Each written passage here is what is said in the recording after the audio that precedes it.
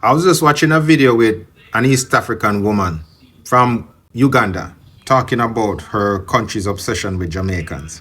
And as a Jamaican, I just want to tell you that, yo, we love you guys. And I can't speak for all Jamaicans, but I want to tell you, for myself and a few others I know, we are obsessed with Africa too.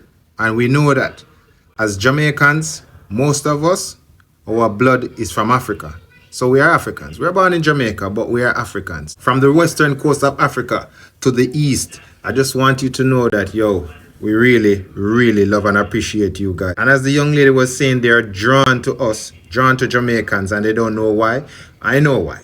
Because we are one people. We are the same people. And no matter what their history tell us, we know the truth. From the west coast of Africa to the east, we know. And it's okay to be obsessed with your own people other than be obsessed with other people, the ones who don't want you. So stay strong. And we love you guys.